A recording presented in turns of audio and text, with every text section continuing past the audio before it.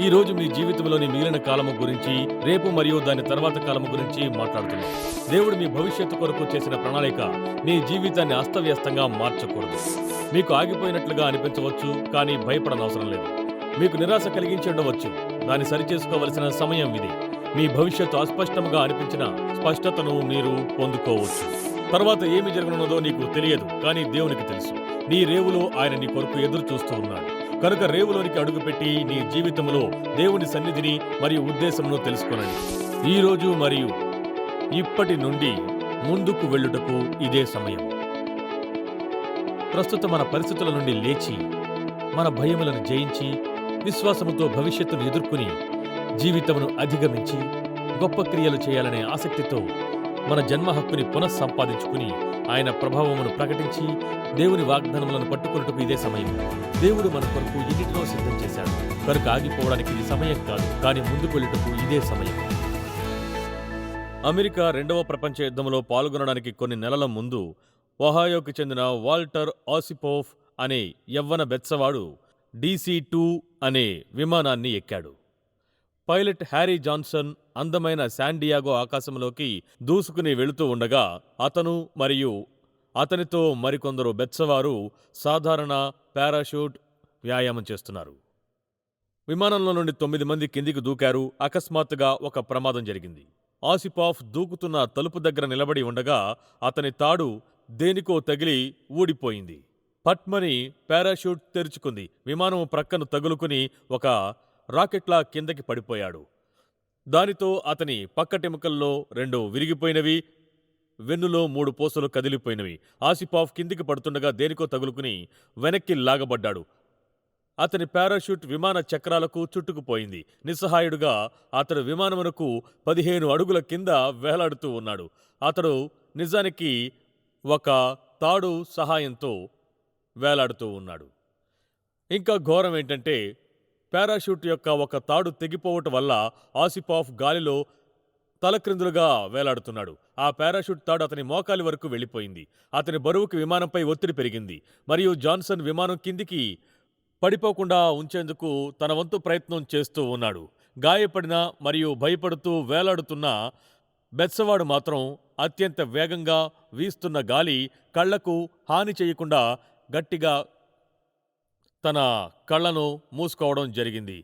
ఆ తర్వాత అతని హెల్మెట్లో నుండి చుక్కలు చుక్కలుగా రక్తం బయటికి కారుతూ ఉంది. చిక్కుబడిన అతడు తప్పక చనిపోవలసిన స్థితిలో ఉన్నాడు.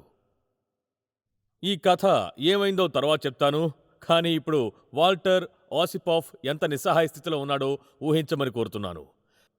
నా ఉద్దేశం, మీరు విమానం నుండి వేలాడుతూ ఉండకపోవచ్చు, కానీ ఇక్కడ ఉన్న మనందరి జీవితాల్లో ఇటువంటి తలకిందులుగా ఉన్న స్థితి అనుభవిస్తూ ఉండొచ్చు. లేక తెగిపోవడానికి సిద్ధముగా ఉన్న తాడుపై వేలాడుతున్నట్టుగా, లేక తప్పించుకోవడానికి అవకాశం లేని పరిస్థితిలో మీరు ఉండి ఉండొచ్చు. మన ఈ బెత్సవాడైన స్నేహితుడికి కలిగిన అదే పరిస్థితి కాకపోవచ్చు, కానీ దేనిని మార్చలేని అనుభవమైతే కలిగి ఉండవచ్చు, మరియు అది ఆ స్థలంలో బిగుసుకుపోయినట్లుగా చేసి ఉండవచ్చు. రచయితలు దీనిని రచయితల పుస్తకం అంటారు. క్రీడాకారులు దీన్ని మందగించుట అంటారు. ఆర్థికవేత్తలు దీనిని స్తబ్దత అంటారు. పాస్టర్లు కాలిపోవుట అంటారు. ఈతగాళ్లు దీన్నే పారే నీరు అంటారు. పాదచారులు దీనిని తమ చక్రములను తిప్పేది అని అంటారు. వ్యాపారవేత్తలు దీనిని అలసత్వం అంటారు. శాస్త్రవేత్తలు జడత్వం అని అంటారు. పదవీ విరమణ చేసిన వారు ప్రతిరోజు శనివారం వ్యాధి అన్నారు. నావికులు దీనిని మందకొడితనము అంటారు. జీవితంలో కొన్ని విషయాలు అసాధ్యమైనవిగా మరియు అనుకున్నట్లుగా ముందుకు వెళ్లడము సాధ్యము కానట్లుగా అనిపిస్తాయి. బైబిల్లోని గొప్ప వ్యక్తులు కొంత సమయము కదలాలని వారుగా ఉండిపోయారు. మోషే దేవుడు తనకు ఏర్పరిచిన భవిష్యత్తును గురించి తెలుసుకోలేక అరణ్యము వెనుక అతుక్కుని ఉండిపోవడం జరిగింది. నయోమి తన భర్త మరియు 2 కుమారుల మరణముతో మోయాబులో చిక్కుబడిపోయింది. పేతురు పునరుద్ధానమునకు ముందు శనివారం చీకటి మరియు నిరుత్సాహములో పట్టుబడ్డాడు. అపోస్తలుడైన యోహాను తన పరిచర్యను కొనసాగించలేకుండా పత్మసు ద్వీపమునకు పంపించబడ్డాడు. కనుక అతను అనుకున్నాడు, కనుక నీ పరిస్థితులను బట్టి లేక నీ సొంత తప్పిదములను బట్టి ఎక్కడైనా చిక్కుబడి ఉంటే దేవుడు మీరుండాలని ఆశించిన స్థలం అది కాదు. మనందరి జీవితంలో తిరిగి వేగమును పోసుకునే, సరిచేసుకునే, కోలుకునే, తిరిగి సంపాదించుకునే తాత్కాలిక దశలను కలిగి ఉంటాము.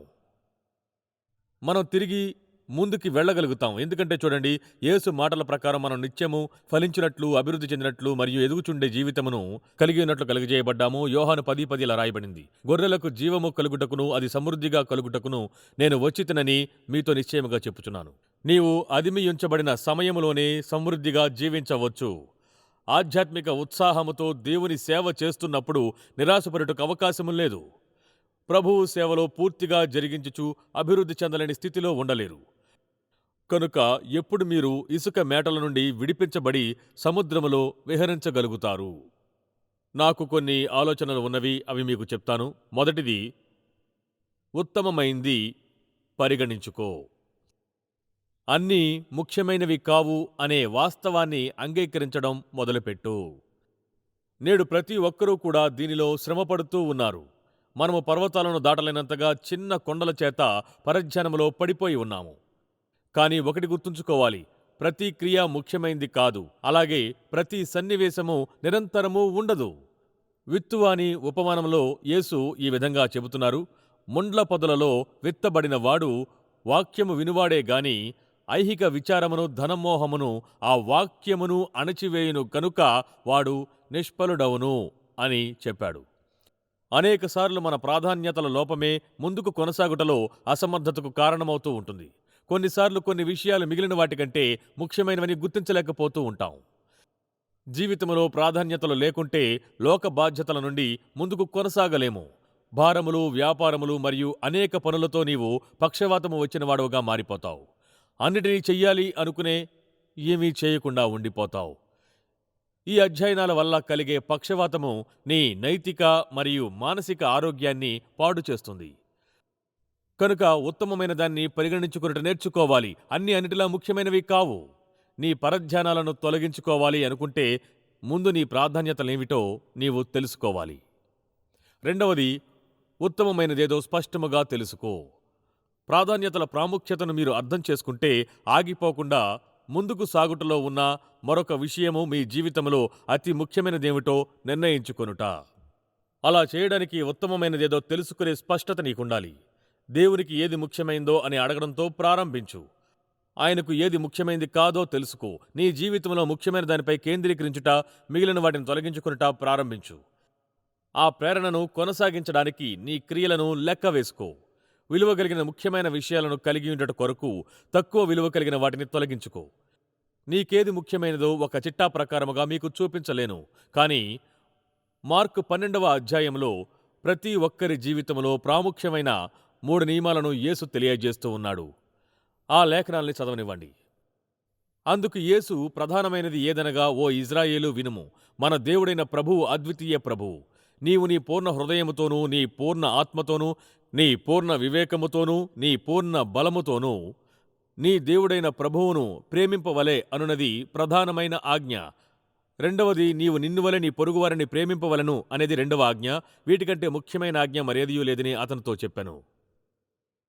యేసు పాత నిబంధనలోని విషయాలన్నిటినీ కూడా విస్తృతమైన మరియు ప్రాముఖ్యమైన ప్రాధాన్యతకు తీసుకువస్తున్నాడు. ఆ ప్రాధాన్యతే ప్రేమ. ఆ ప్రాధాన్యతకు ఆయన 3 ఆచరణాత్మక విషయాలను తెలియజేస్తున్నాడు. దీన్ని అర్థం చేసుకోకుండా ముందుకు వెళ్ళట అసాధ్యము. ప్రేమ, దేవుడు నిర్వచించినట్లుగా ప్రేమ జీవితమంతటిలో అతి ముఖ్యమైన ప్రాధాన్యత. మొదటిగా దేవుని ప్రేమించుటకు ప్రాధాన్యతనిచ్చుట. ద్వితీయోపదేశకాండము 6వ అధ్యాయంలో ఇలా రాయబడింది. నీ పూర్ణ హృదయముతోనూ, పూర్ణాత్మతోనూ, పూర్ణ శక్తితోనూ దేవుడైన యెహోవాను ప్రేమింపవలెను. దానిని యేసు మార్కు 12వ అధ్యాయంలో చెబుతున్నాడు. మిగిలిన వాటన్నిటికంటే అధికముగా ఇలా చేయుటకే మనము కలుగజేయబడ్డాము. ఇదే మన జీవిత పరమార్థము. దేవుని మరియు ఆయన లక్షణాలన్నిటినీ, ఆయన సద్గుణాలను మరియు ఆయన కృపను మన జీవితాలలో ఉన్నతమైన భక్తి మరియు ఉద్వేగంతో నిండిన హృదయంతో ఆలింగనం చేసుకోవడం. ఇది మనము చెప్పేటటువంటి మరియు మనం ఆలోచించే ప్రతి దానిపైన ప్రభావాన్ని చూపిస్తూ ఉంటుంది. అందులో ఎటువంటి సందేహమూ లేదు. కనుక మొదటిది, నీ పూర్ణ హృదయముతో దేవుని ప్రేమించుటకు ప్రాధాన్యతనిచ్చుట. ఇక్కడికి వెళ్లేంత వరకు మరెక్కడికి నీవు వెళ్ళలేవు. ఎందుకంటే ప్రతి క్రైస్తవుని చిట్ట చివరి గమ్యము అదే. కానీ యేసు తనను అడిగిన దానికంటే అధికమైనవి తెలియజేయడంతో ఈ ప్రశ్నకు సమాధానమిస్తున్నాడు. నీవు నిన్ను వలె నీ పొరుగువారిని ప్రేమింపవలె అనున్నది.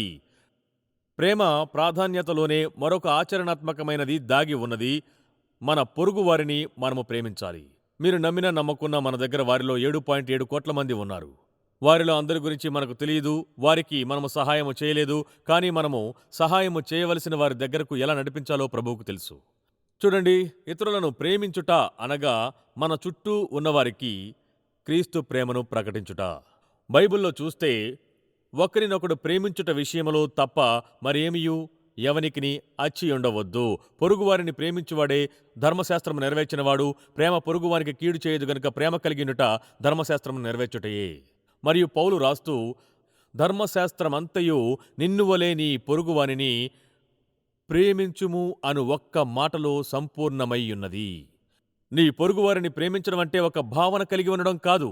నీ పొరుగువారిని ప్రేమించుట నీవు చూపించవలసిన క్రియ. ఎందుకనగా యాకోబు 2:8లో మెట్టుకు నీవలే నీ పొరుగువాని ప్రేమించుమను లేఖనములో ఉన్నట్టి ప్రాముఖ్యమైన ఈ ఆజ్ఞను మీరు నెరవేర్చిన ఎడల బాగుగానే ప్రవర్తించేవారగుదురు అని అంటున్నాడు. కానీ ప్రాధాన్యతలను ఖచ్చితంగా అమర్చుకోవడం ప్రతిరోజు ఎదురయ్యే సవాలు. ఆ పట్టికలో మొదట ఉండవలసినదేమిటో మొదట నిర్ణయించుకోవాలి. అది ఒక్కసారి మార్చబడితే మిగిలినవి వాటంతట అవే సమకూర్చబడతాయి. మొదట వచ్చేది స్పష్టముగా తెలియజేయబడింది. దేవుని ప్రేమించు, తర్వాత ఇతరులను ప్రేమించు. ఇది మీకు ఆశ్చర్యం కలిగించవచ్చు. నిన్ను నీవు ప్రేమించుకో. యేసు ఈ ఆజ్ఞను తెలియజేసిన విధానమును మరొక్కసారి గమనించండి. ఆయన ఏమంటున్నాడంటే, నీవు నిన్నువలే నీ పొరుగువారిని ప్రేమింపవలను అనున్నది. ఇప్పుడిక్కడ మనం జాగ్రత్తగా ఉండాలి. ఎందుకంటే అపవాది ఎప్పుడూ స్వీయ ప్రేమను స్వార్థముగా, గర్వముగా మరియు ఎవరి గురించి వారు గొప్పగా లేక తక్కువగా ఎంచుకున్నట్లుగా అహంకారము మరియు గర్వము మరియు స్వీయ ప్రాముఖ్యత మరియు మిగిలిన అన్ని రకములైన పాప వ్యామోహములు కలిగి ఉండినట్లుగా మార్చడానికి ప్రయత్నిస్తుంటాడు. వీటిలో దేన్ని నేను ప్రోత్సహించడం లేదు. మరొక వైపున నిన్ను నీవు సంరక్షించుకునే బాధ్యత దేవునిచే నీకియ్యబడింది. నీ యొక్క దేహము పరిశుద్ధాత్మకు ఆలయము. నీ వ్యక్తిత్వము ద్వారానే దేవుడు ఇతరులను తాకగలుగుతాడు. నీవు ఊబిలో పడితే నీతో మరికొందరిని లాగివేస్తావు. కానీ నీ ప్రాధాన్యతలు, ప్రేమ వాటి స్థానములో ఉంటే గనక ఈ 3 అనుకరణలు అర్థం చేసుకుంటే ముందుకు కొనసాగే విషయాలను సరిగ్గా చూసుకోగలుగుతావు. నిన్ను నీవు సరిగ్గా చూసుకోవాలి. నేను యవ్వన పాస్టర్గా ఉన్న సమయంలో ఒకసారి ఒక పాత వైద్యుని ఆఫీసుకు వెళ్ళినప్పుడు అక్కడ ఇలా రాసి ఉండడాన్ని నేను గుర్తించాను. ఈ శరీరముతో పని అయిపోయిన తరువాత ఎక్కడ జీవించబోతున్నావు? మనకు ఒక్క శరీరమే ఉంటుంది. మరొక శరీరం ఉండదు. నూతన శరీరాలు మనకుండవు. కనుక దేవుడు మనకిచ్చిన శరీరాన్ని జాగ్రత్తగా చూసుకోవాలి. కనుక ఉత్తమమైంది పరిగణించుకో, మరియు ఉత్తమమైందేదో స్పష్టముగా తెలుసుకో. ఇక తర్వాతది ఉత్తమమైంది ఎంచుకో. ఒక్కసారి నీ జీవితంలో దేవుని ఉత్తమమైనదేదో స్పష్టత వస్తే ఆ తర్వాత మీరు చేయవలసింది ఏమిటి అంటే ఆ ప్రాధాన్యతలను ఎంచుకోవడం. ఉత్తమమైన వాటిని పైకి తీసుకువచ్చి కేవలం మంచి వాటిని తొలగించుకున్నట్లుగా ఉద్దేశపూర్వకమైన మరియు ప్రణాళికాబద్ధమైన నిర్ణయాలను తీసుకోవాలి. ఒక్కసారి నీ ప్రాధాన్యతలను సరిగ్గా చూసుకుంటే కొన్నిటికి కాదు అని, కొన్నిటికి అవును అని చెప్పే ధైర్యాన్ని పొందుకుంటావు. ఈ ధైర్యము అవసరమైన 2 విషయాల గురించి మనం తెలుసుకుందాం. మొదటిది, మన పరిమితులను స్వీకరించే ధైర్యము మనమందరము కలిగి ఉండాలి. తృణీకరణలో నివసిస్తున్నామని మర్చిపోకండి. ముందుకు వెళ్ళడానికి వాస్తవికతను గుర్తించాలి. దేవుడు నీకిచ్చిన పరిమితులను స్వీకరించుటతోనే అభివృద్ధి అనేది కలుగుతుంది. నీకు ఆశ్చర్యము కలిగించే కొన్ని విషయాలు. ప్రభువైన యేసుక్రీస్తుకు కూడా పరిమితులు ఉన్నవి. ఆయన సర్వాధికారి, తత్వజ్ఞాని మరియు ప్రేమామయుడిగా ఉన్నాడు మరియు ఉంటున్నాడు. సర్వలోకము ఆయనను పట్టజాలదు. ఆయన శక్తి, సామర్థ్యము, దయ, పరిశుద్ధాత్మ మరియు న్యాయము పరిమితులు, సరిహద్దులు లేనివి మరియు లెక్కకు మించినవి కూడా.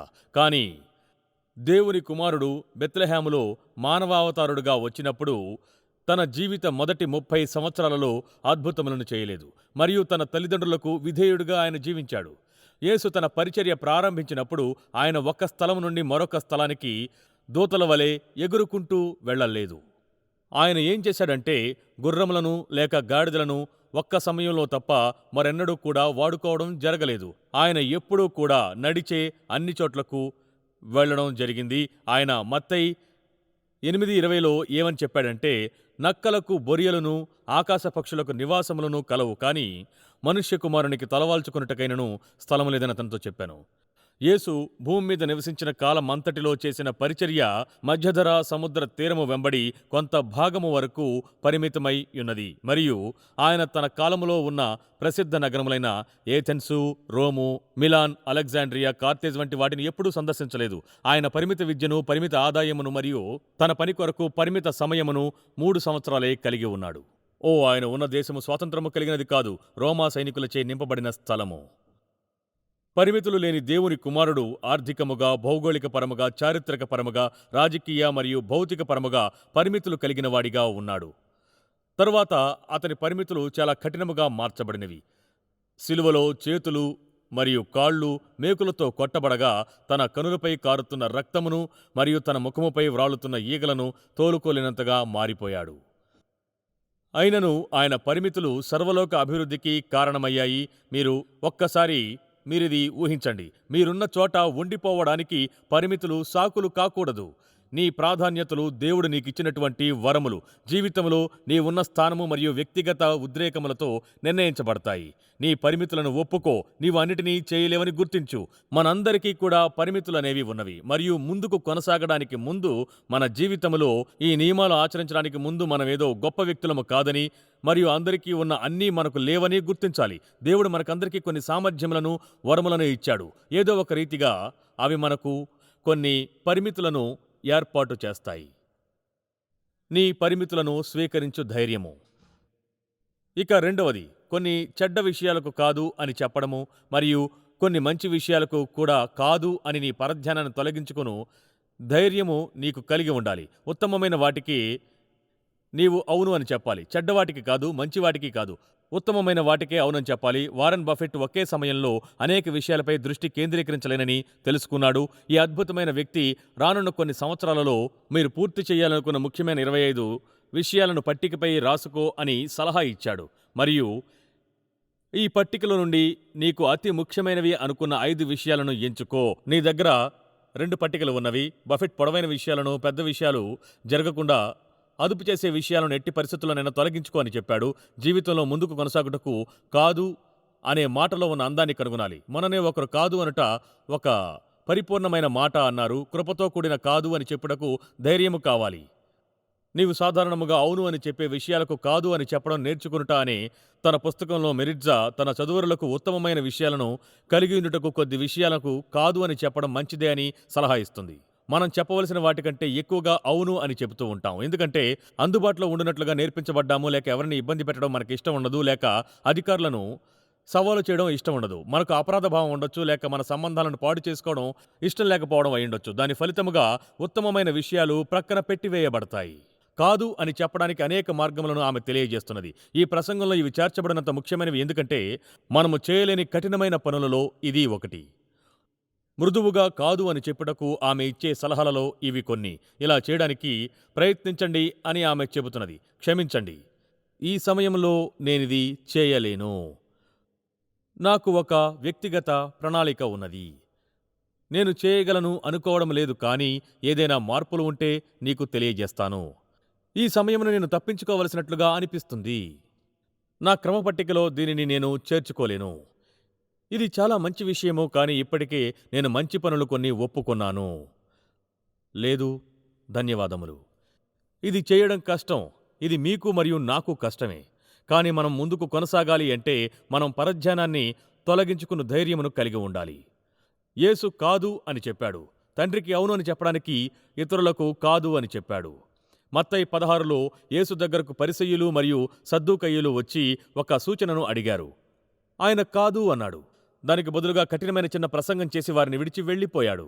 మార్కు 1:38లో పేతురు యేసును అందరూ వినడానికి ఇష్టపడుతున్న కపెర్నహూముకు తిరిగి వచ్చివేయమన్నాడు. కానీ యేసు ఏమన్నారంటే, ఆయన ఇతర సమీప గ్రామాలలోనూ నేను ప్రకటించినట్లు వెళ్ళుదము రండి.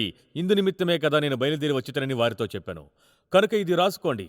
మనం అన్నిటినీ చేయలేము, కానీ మన తండ్రి చిత్తమును ఎప్పుడూ నెరవేర్చవచ్చును.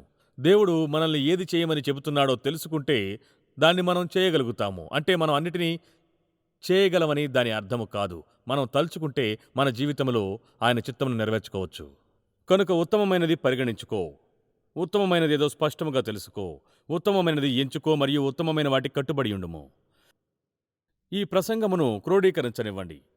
ఎక్కడైనా ఆగిపోతే ముందుకు వెళ్ళు, ప్రేరణనిచ్చే ఉత్తేజమును కనుగొనండి. ఒక్కసారి కదిలితే ఏ మార్గంలో వెళుతున్నావో అనే స్పష్టత ఉండాలి. ఇతరులను ప్రేమించు మరియు నిన్ను ప్రేమించుకో అని చెప్పడంతో యేసు మనకు ఆ స్పష్టతను ఇచ్చాడు. ఈ స్పష్టత ఉత్తమమైన వాటిని పొందుకొనుటకు సాధారణముగా నీవు అవును అని చెప్పే కొన్నిటికి కాదు అని చెప్పగల ధైర్యాన్ని కలిగి ఉండాలి. మరియు చివరిగా ఉత్తమమైన వాటిని ఆచరించే స్థిరత్వం ఉండాలి. సామెతలు 23:17లో చూడండి, నిత్యము యెహోవా యందు భయభక్తులు కలిగి యుండుము. పౌలు మనమందరము కూడా సత్క్రియల యందు ఆసక్తి గల ప్రజలను తన కోసరమని పవిత్రపరుచుకొని అంటున్నాడు. ఈ ప్రసంగంలో నేను చెప్పిన సలహాలను పాటిస్తే దేవుడు నిన్ను ఆశీర్వదించాలని ఏర్పరిచిన మార్గములో నీవు ఉంటావు. కొన్ని నిరుత్సాహపరిచే విషయాలు ఎదురైనా మార్గము సరళము చేయమని దేవునిపై నమ్మికతో ముందుకు కొనసాగుము. ఉత్తమమైన వాటికై నిలబడుము. ఎందుకనగా ప్రభువు అక్కడి నుండి వాటిని తీసి నీవు ఎన్నడూ ఊహించని స్థలంలో ఉంచుతాడు.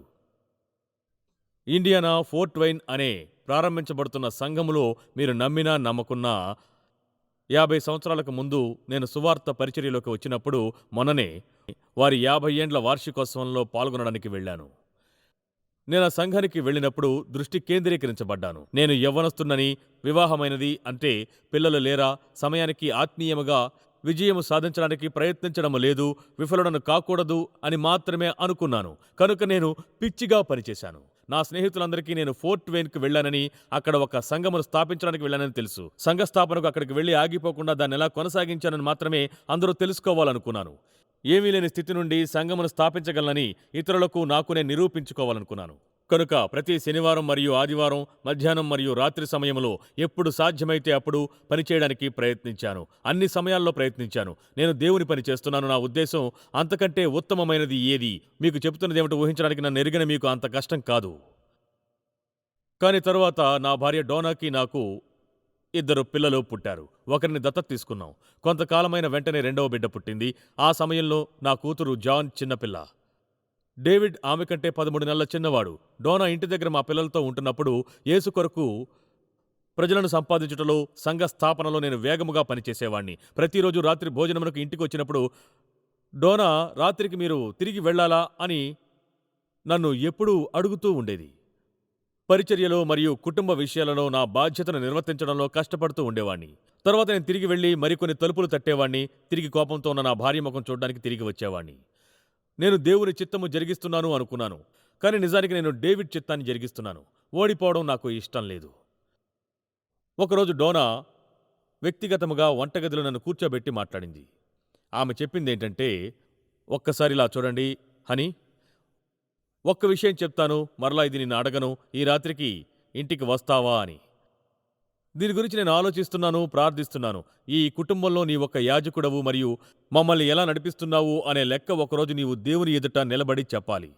మమ్మల్ని ఇలా విడిచిపెట్టడం అనేది దేవుని చిత్తము అని నీవు నమ్మితే గనక నేను నీతో వాదించను. అంతా నీ చేతిలో ఉన్నది, అన్నిటికీ నీదే బాధ్యత అని చెప్పింది. అది నా జీవితాన్ని మలుపు తిప్పిన విషయం.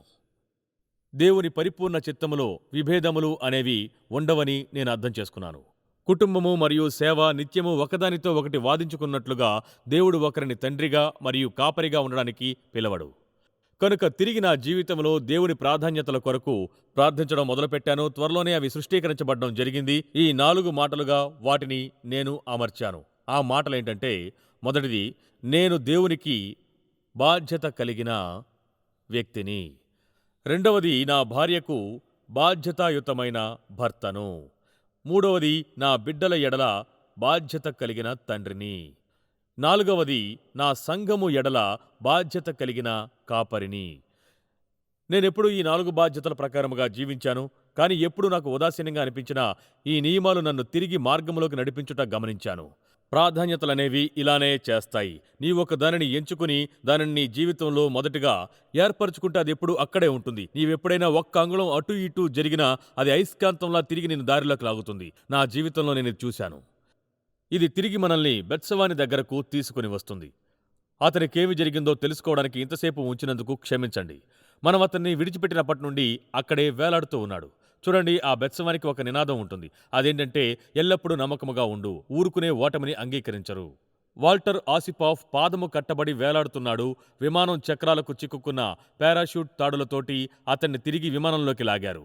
పైలట్ హెరాల్డ్ జాన్సన్, విమానంలో ఆయిల్ అయిపోతోంది, అత్యవసరంగా విమానాన్ని గనక దించితే వాల్టర్ ఆసిపాఫ్ చనిపోవడం ఖాయమని చెప్పాడు. కనుక భూమికి 300 అడుగుల ఎత్తు వరకు దిగి విమానాశ్రయముపైనే గుండ్రముగా తిరుగుతూ ఉన్నాడు. విమానాన్ని చూచిన చాలామంది ఏమనుకున్నారంటే ఏదో పరికరం పాడైనట్టుగా అనుకున్నారు. కానీ ఒక పైలట్ లెఫ్టినెంట్ బిల్ లోరీ పైకి చూసి ఏం జరుగుతున్నదో గ్రహించాడు. అప్పుడు తన పక్కనే ఉన్న వ్యక్తిని చూసి, జాన్ మెకెన్స్, అక్కడ ఒక వ్యక్తి వేలాడుతున్నాడు చూడు అని అరిచాడు. వెంటనే వాళ్ళు తెరిచి ఉంచబడిన కాక్పిట్ మీద కలిగిన SOC-1 విమానం ఎక్కారు. ఆ విమానంలో ఆయిల్ ఉందో లేదో చూసుకోకుండానే బయలుదేరారు. హఠాత్తుగా అక్కడ ఉన్న వాళ్ళందరికీ కూడా ఆ అత్యవసర పరిస్థితి అర్థమైంది. అందరి కళ్ళు దాని మీదనే ఉన్నాయి. విమానంలో రేడియోలు లేవు, కానీ లారీ పసిఫిక్ సముద్రము దిశగా వెళ్లమని వారికి సైగలు చేశాడు. 2 విమానాలు కూడా 3000 అడుగుల ఎత్తులో ఎగురుతూ ఉన్నాయి. SOC-1 పెద్ద విమానానికి కిందగా వెళ్ళింది మరియు మెకాన్స్ కాక్పిట్ విమాన సీటుపై నిలబడి ఆసిపాఫ్ని కిందకి లాగాడు. అతని నడుం పట్టుకుని చిన్న సీటు వైపుకి లాగాడు. కానీ ఆసిపాఫ్ ఇంకా తాడులోనే చిక్కుకుని ఉన్నాడు. ఇప్పుడు కింద ఉన్నవాళ్లు, పైనున్న వాళ్ళు అందరూ ప్రమాదంలో ఉన్నారు. ఏదో ఒక రీతిగా అది దేవుని కృప అని నమ్ముతున్నాను. లారీ మెల్లగా తన విమానమును DC-2 విమానము దగ్గరకు తీసుకుని వచ్చాడు. ఈ ప్రక్రియలో ఆ విమాన ప్రొపెల్లర్ ఏం చేసిందంటే ఆసిపాఫ్ పారాషూట్కి ఉన్న తాళ్లను అది తెంచివేసింది. అరగంట కంటే ఎక్కువ సమయం పారాషూట్కు చిక్కుకుని గాలిలో వేలాడిన తర్వాత ఆసిపాఫ్ విడిపించబడ్డాడు. కానీ అతడు సురక్షితంగా లేడు. ఇప్పుడు మిగిలిన పారాషూట్ తాళ్లు SOC-1 రడ్డర్కి చిక్కుకుపోయాయి. లారీ తన విమానంపై పట్టు నిలుపుకోలేకపోయాడు. చివరికి అతడు విమానమును దించగానే ప్రజలందరూ బిగ్గరగా అరిచారు. నావిక చరిత్రలోనే అత్యంత జ్ఞానవంతమైన మరియు ధైర్యవంతమైన ఆపదను తప్పించే పనిని వారు చూశారు. ఇక మన ఆసిపాఫ్ విషయానికి వస్తే, అతడు ఆసుపత్రిలో 6 నెలలు ఉన్నాడు. అతడు బాగుపడిన వెంటనే తిరిగి విమానంలోంచి దూకే పనిలో చేరాడు. మీకేం తెలిసింది? అతనికది మంచిది. మీరు కూడా చాలా కాలం నుండి వేలాడుతూ ఉన్నారు. కనుక దేవుని ప్రణాళికలు అనే జీవన రేఖను గట్టిగా పట్టుకుని నీ జీవితము కొరకైన ఆయన ప్రణాళికలు, ఆయన ప్రేరణ మరియు ఆశీర్వాదముతో మీరు ముందుకు కొనసాగండి. అది మాత్రమే కాదు, దేవుడు నిన్నేమి చేయమంటున్నాడో మీరు కనుగొనండి. దాన్ని మీ మొదటి ప్రాధాన్యతగా మార్చుకోండి. ఆ ఒక్క ప్రాధాన్యత చుట్టూ మీ జీవితమును అమర్చుకోండి. మీకు మరియు మిమ్మల్ని ఎరిగిన వారందరికీ ఆశ్చర్యం కలిగించినట్లుగా దేవుడు మిమ్మల్ని తన కృపలోనికి ముందుకు నడిపిస్తాడు. మనందరికీ అలా జరిగినట్లుగా దేవుడు అనుగ్రహించునుగాక.